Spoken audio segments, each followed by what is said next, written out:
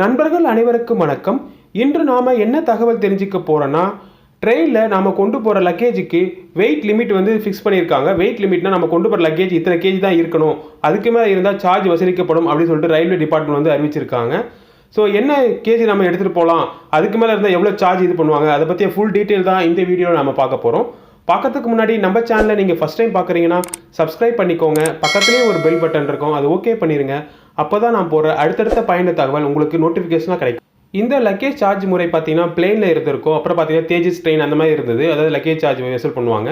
இப்போ வந்து எல்லா ட்ரெயின்லையும் கொண்டு வர போகிறாங்க. அதாவது இத்தனை கேஜி தான் நீங்கள் ஃப்ரீயாக கொண்டு போகிற மாதிரி இருக்கும், அதுக்கு மேலே நீங்கள் கொண்டு போனீங்கன்னா அதுக்கு சார்ஜ் வந்து வசூலிக்கப்படும் அப்படின்னு சொல்லியிருக்காங்க. ஸோ எத்தனை கேஜி நம்ம கொண்டு போகலாம், அதாவது லக்கேஜ் வந்து கொண்டு போகலாம் சொல்லிட்டு இப்போ இந்த லிஸ்ட்டை பார்ப்போம். இதுதான் அந்த லக்கேஜ் லிமிட் சார்ஜ். இது வந்து கிளாஸ் வந்து பார்த்தீங்கன்னா ஏசி ஃபஸ்ட் கிளாஸில் வந்து நீங்கள் ஃப்ரீயாக வந்து 70 கேஜி வரைக்கும் எடுத்துகிட்டு போகலாம் அப்படின்னு சொல்லியிருக்காங்க. ஏசி 2 டயர் ஸ்லீப்பர் வந்து ஃபஸ்ட் கிளாஸ் வந்து நீங்கள் 50 கிலோ வரைக்கும் 50 கேஜி வரைக்கும் எடுத்துகிட்டு போகலாம் அப்படின்னு சொல்லியிருக்காங்க.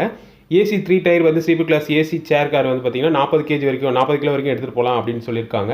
ஸ்லீப்பர் கிளாஸ் வந்து 40 கேஜி வரைக்கும் எடுத்துகிட்டு போகலாம் அப்படின்னு சொல்லியிருக்காங்க, அதாவது ஃப்ரீயாக எடுத்துகிட்டு போகலாம்.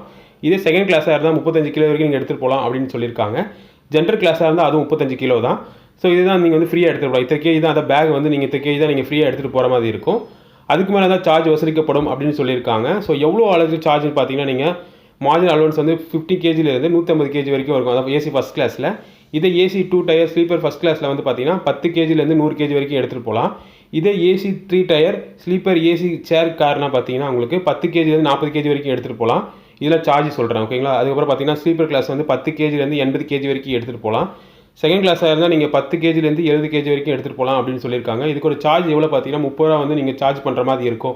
ட்ரெயின் கிளம்புற 30 நிமிஷத்துக்குள்ளே நீங்கள் எடுக்கிற மாதிரி இருக்கும்.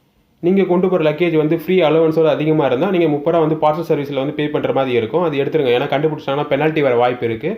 ஸோ அதுக்காக தான் இந்த வீடியோ போட்டிருக்கேன். இது வந்து உங்களுக்கு பயனில் தான் இருக்குன்னு நினைக்கிறேன். வேற ஒரு பயனில் வீடியோ மீட் பண்ணுறேன். தேங்க்யூ.